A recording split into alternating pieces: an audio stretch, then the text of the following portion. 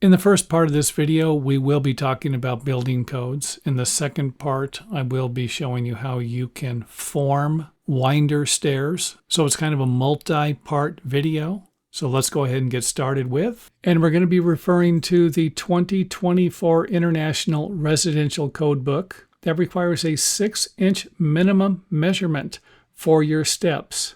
So that 6 inches can be located anywhere, but more than likely it's going to be located here, suggesting that this one here won't meet that building code requirement. However, I need to point out that this might not be a requirement in your area, and this type of winder setup would be acceptable. And next up, let's talk about the walk line. The walk line on a winder is usually going to come in 12 inches. So that would come in 12 inches from the smallest side of the stairway. And this distance here needs to meet the minimum requirement for your stair tread depth. And that's usually going to be 10 inches. However, I have seen them smaller and larger. 10 inches is almost a standard for residential construction. So again, that's a 10-inch minimum tread depth. It can be longer, just can't be shorter. And for those of you who need a close-up of this, or this one here, 1'6", 12 inches or 1 foot.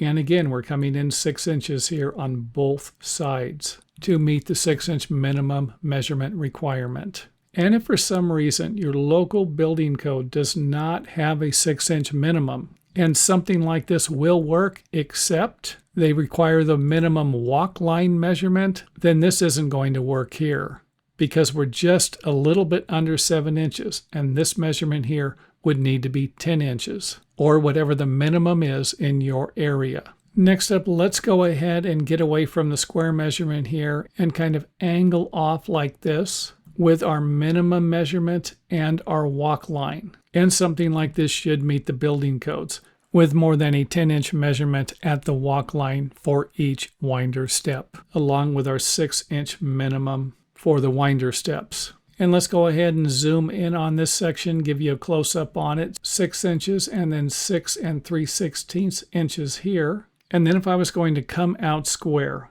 to create this design here and have our 6-inch minimum here, then we shouldn't have a problem with our walk line over here either. Because here we're going to have 13 inches. Then we're going to add these two numbers together, 9 7/16 for this one here and this one here, to give us almost 19 inches or a 6-inch difference in the walk line measurement if we measure it this way. And this could create a problem with another building code interpretation, suggesting that you can have more than a 3/8 of an inch variation between each one of these steps. So 6 inches isn't going to work. So why not measure it this way? Here we have 1 foot or 12 15/16, almost 13 inches. Here we have 13 3/8 inches. And here we have the same measurement we have here. Now we're actually off just a little bit more than 3/8 of an inch here, suggesting that this could create a problem for the building inspector, especially if these lines are not located perfectly at 30 degrees each. For example, if this angle here is 29 degrees, this one here is 29 degrees, and this one here is 32 degrees, then it could be off a little bit further. So if your inspector doesn't like this and they don't like this, then see if they like this one here where we're going to use a curved line like we would in a circular stairway. So this right here will provide us with equal measurements. And next up, let's go ahead and take a look at how you can form a two angled steps going into a building, a playhouse, anything, maybe even a deck that you will be building out of concrete. Now, I'm not going to go over all of the forming methods. I'm not going to show you all the stakes, all the nailing, or how to finish the concrete because I have other videos on that. So let's go ahead and get started with the forms. Not too difficult. You're going to start with a square box. And in our example, the inside of the box measures 38 inches across, 38 inches this way. And the angled form board here will meet on the inside, at the inside corner at both ends. And of course, this is very important when you're figuring this out. So we're going to zoom in here, inside corner of the lower box, and then the inside here. Now I would like to point out that you can also add a mitered corner at both of the ends if you want to. And again, you're going to be pouring the concrete on the inside, so this might not be that big of a deal. And this will be a 45-degree angle if you have a square box on the inside. The lower box is square on the inside. And both of the widths in both directions will be the same. So same measurement from here to here. And then once you have everything firmly secured with stakes to the ground and everything is level, then go ahead and fill the forms up with concrete. So here we have the upper box and the lower box. And in this example, we have removed the upper box, and now we will remove the lower box or form set. Now I also need to point out that if you do use this method here, that you could end up with a larger gap than you want to at the end here. And in order to solve that problem, all you need to do is remove the form boards and replace them with a couple of small pieces of thin materials that are anywhere between 1/8 of an inch or 1/4 of an inch thick. So all we did was move the stairway over. So we're still working with our square. On the bottom is going to be a 38-inch square. Both of these sides are still going to be the same length, except for the fact that we're going to remove the other forms and replace them with the smaller ones here. And in this example, we are going to use 4/8 of an inch wide pieces of hardboard. And we will be installing some type of lubricant on this side and on the other side of each one of these boards except for the last one. In the last one, we can install oil, vegetable oil, grease, whatever you want on this side. Just don't install it on the other side. We don't want to have any residue on the siding or stucco. And another thing I need to point out is that you might need to shape the stake like we've done here, or even the form board, so that you can firmly attach it to the forms but not the building. So not too difficult. We're going to have a 1/2 inch gap when we are done, and I would strongly suggest staggering your boards something like this so you can get a hold of them, because you're going to need to pull the ones out in the center first in order to have enough room to pull the other two out. So not too difficult. Once you know how it's done, right? Taking all the forms out here, now it's time to remove these boards. And to remove them, you're just simply going to pull them out this way. And if you have enough lubricant on them, you shouldn't have a problem. You're going to pull one of them out, and then that's going to loosen it up to where the next ones are going to come out a little easier. And again, I would suggest pulling the ones out in the middle and then pulling the ones out on either side. And if everything works out, you should end up with something about 1/2 of an inch. And keep in mind that this gap right here will need to be cleaned regularly. Otherwise, it's going to fill up with debris, and then the debris is going to get wet.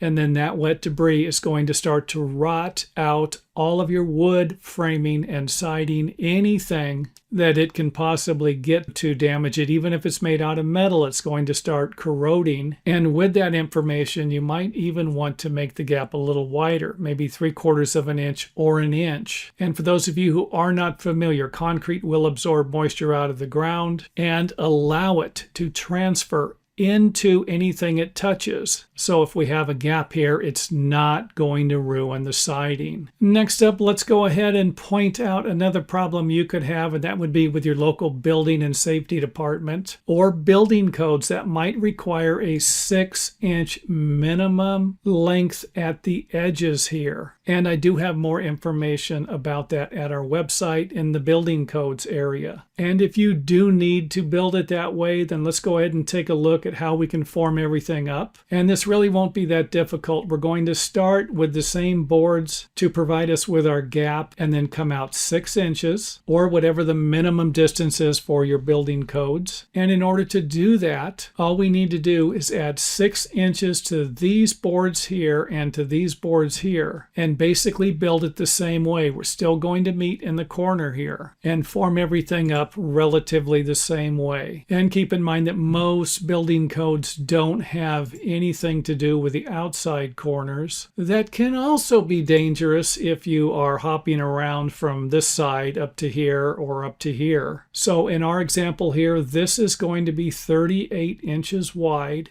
This is going to be 38 inches wide, and then we're going to come out 6 inches and then 6 inches this way. So again, this board right here will be 6 inches longer than the ones in the previous examples, and you'll be forming up the inside corner a little different here also. And as always, keep in mind that you do not need to follow this. If you come up with something on your own that's going to work better, use it. Next up, let's take a look at how we can form up a set of concrete winder stairs with 3 steps. Here's another video for those of you who are wondering how you would form up a 3 winder step concrete stairway. So let's go ahead and form this baby up. Now, this gives you an idea of what the stairway looks like after it's poured, and I think this helps us visualize how we can form it, because really forming anything is just kind of like reverse engineering it. And you can see here where this one has some real narrow steps on the inside.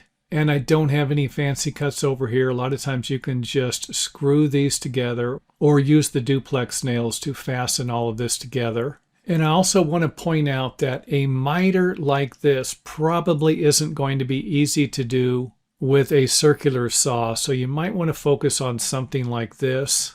Next up, let's go ahead and take a look at how I'm using the 2x4 board. That's 1.5 inches thick. And you can see here where once we remove this, we're going to end up with a large gap here. And that could be a problem, something you're not going to want to do. You're going to want to get the concrete as close to the building as possible. And maybe a 1/2 inch gap would be acceptable. However, something like this might not be. Now let's go ahead and take a look at it one more time. The miter that would be difficult to make, and again would suggest using this one over here, something you could do fairly easy. And of course you can let this extend over and drive some stakes in the ground at this side too if you wanted to. And don't forget to check with your local building department before building something like this, because some building departments have changed their code to where they have a 6-inch minimum at the inside edge of the winder steps, or the narrowest part of the stairway, which means you might need to build something like this here. And of course I have a different miter here. And as always in my videos, I'm just trying to provide you with different ways to build something like this. And don't forget, you could always build something like this inside your garage and then bring it out to where it's going to be located, if that's going to be easier for you. And if you notice here, we are using a small board, something about 1/4 inch thick, but you might need to put a piece of metal behind it to prevent it from damaging the foundation or any of your wood framing. And I do have other videos on that at our website. And if this method will work for you, then definitely use it. And you can see here how everything is going to be assembled and all of the pieces cut. And I will be providing you with measurements and some of the angles for this if you were going to build this exact stairway. And of course, this stairway is designed to meet the newer building codes. However, I would definitely check with your local building department to verify all of the measurements and make sure that it's going to work in your area. Next up, let's go ahead and see if I can provide you with some of the measurements here, along with some of the angles that might work for your project. And to see if I can make things easier, I will go ahead and read off the measurements here. And this board right here is going to be 4'3" and 15/16. This one here is going to be 4 foot and 15/16 of an inch. And over here we're going to have 3 foot 5 inches. And then this board right here will be 6 5/16 inches, along with a 22.5-degree angle here and a 22.5-degree angle here. And that's the angle that you would set your circular saw or your miter saw. And once we nail these together, this would create a 45-degree angle here and a 45-degree angle here. Next measurement here is going to be 6.5 inches from long point to long point, and then 7 13/16 inches here.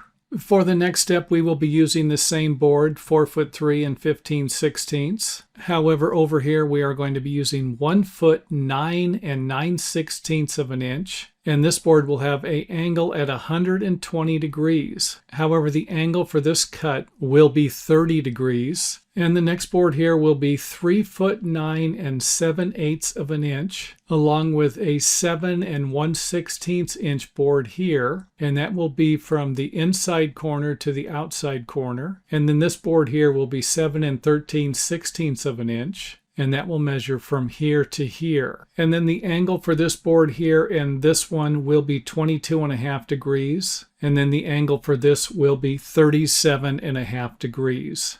And for the upper step, we will have a 30-degree angle here and 30-degree angles over here, along with a 8 11/16 inch board here from this point to this point.